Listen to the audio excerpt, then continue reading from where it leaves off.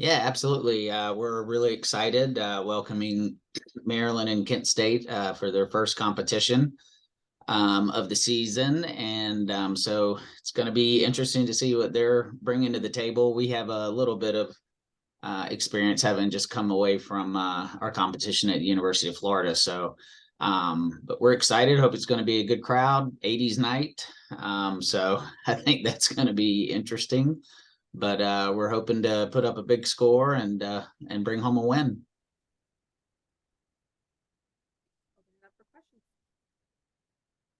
Kevin Kinder, you can get us started.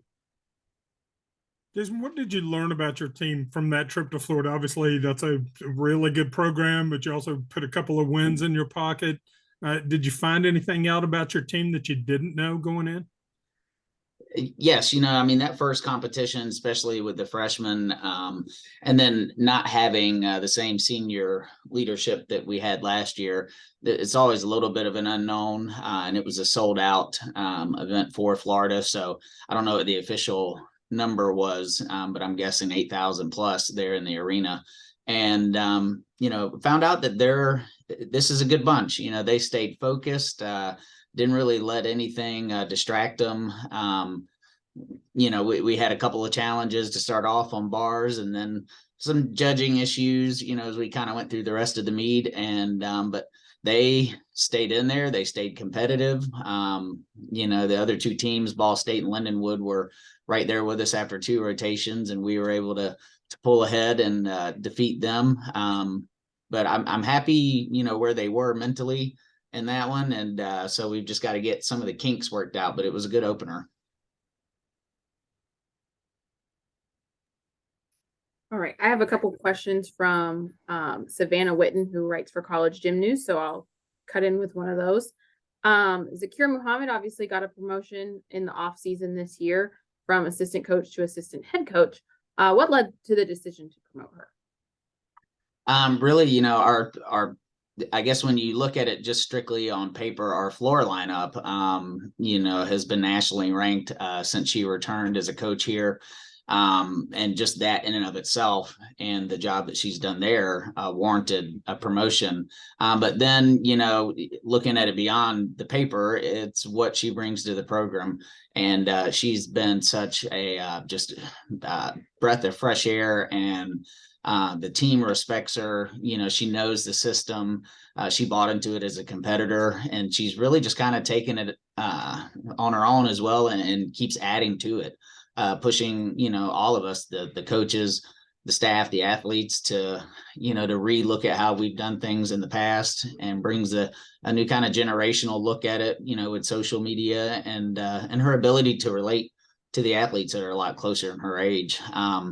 But it was those things. And so it was really as much of a reward as it is also to fend off other people that are going to try to come after her at other programs, and trying to be proactive and making sure that we showed her how much she means to us, and how bad we want her to stay here with us. Kind of a follow-up to that, you touched on this a little bit, but how did the gymnasts respond to her coaching? Because obviously it hasn't been too long since she was in their shoes, not just as a college gymnast, but as a college gymnast at WVU. They respond great with her. She has a pretty unique ability to be able to be really direct with them, but it stays lighthearted. And I think because of her experience as an athlete, especially here at WVU, it gives her just even more credibility. And she says, "Hey, I've been here, I've done this, I know what it's like." They can relate to that. And so they go to her a lot for advice, not just on gymnastics, but life and time management, and how to handle the stress of being a D1 athlete. And then as far as her coaching goes, she is extremely knowledgeable. She was at two other programs before she returned here to us. They showed incredible improvement at both of those stops with under her coaching. She's a very good technical coach, and what she doesn't know, she wants to learn. So she's great with asking questions, and and she treats the athletes like they're adults, and has an open dialogue with them.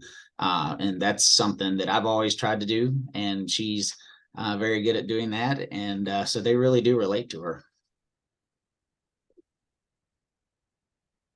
Kevin, you can go ahead. But you mentioned your freshmen, learning a little bit about them.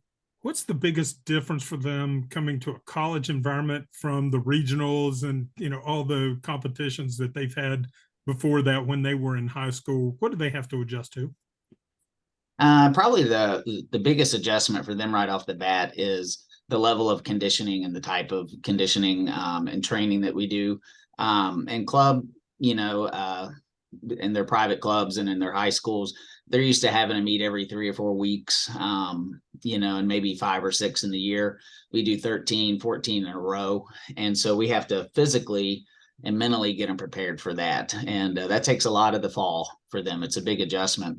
Another big adjustment for them is, when they're in a private club situation, they're competing all 4 events at every competition that they go to. And here, for the first time, they have to show during practice over and over again that they deserve that spot, in a lineup to represent the team. And that also is a big adjustment. And it takes time for them to learn how to train efficiently, and of course we guide them as well as we can, but the seniors have an upper hand because they've been doing it for the past 3 years, and they know when to turn on the jets, some people would say, and start getting it done. And so that one, of course, is a big adjustment. And then really when they're out there, even in an event where there's 4 teams, the spotlight, as far as they're concerned, is just on them. They're the only person going, that everyone for West Virginia is watching, the judges. And, so you have to be laser focused.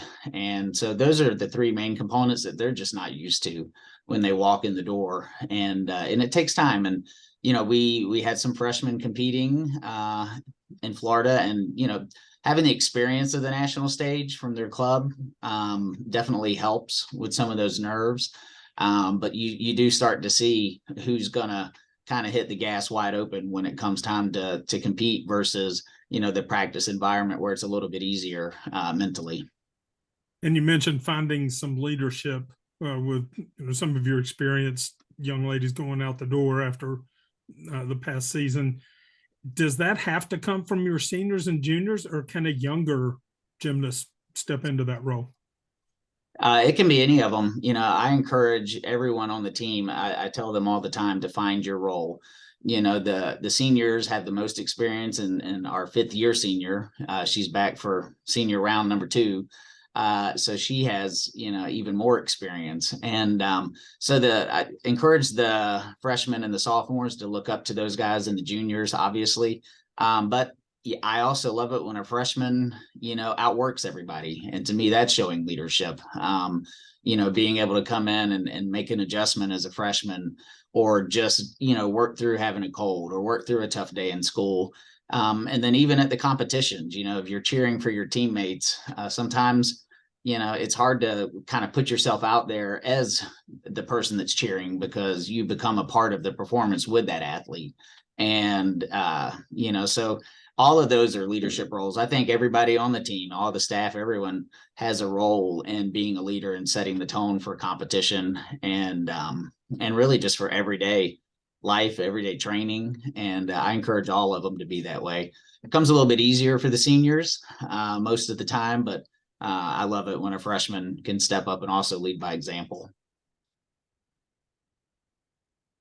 I have another question from Savannah at College Gym News.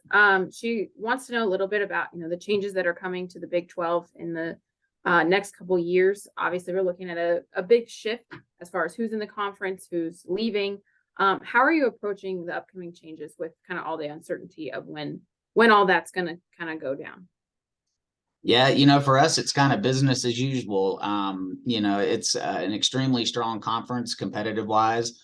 And, having Oklahoma, being the current reigning national champion, obviously, really kind of dots the I with that. And, but, we're bringing in BYU, and they are traditionally a very competitive program.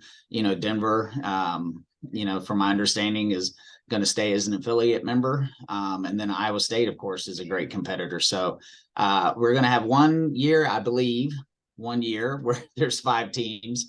It seems with conference realignment, it's always kind of all over the place where it could go. But 1 or 2 years, is a 5-team conference and then back to 4. And then honestly, I'm kind of hoping that we see even more realignment. I would love to add more teams that have gymnastics into the conference, but as usual, we're just focusing on what we can control as West Virginia University, and leaving the conference decisions up to the big guys in charge. And we're just going to do our thing and be as competitive as we can be.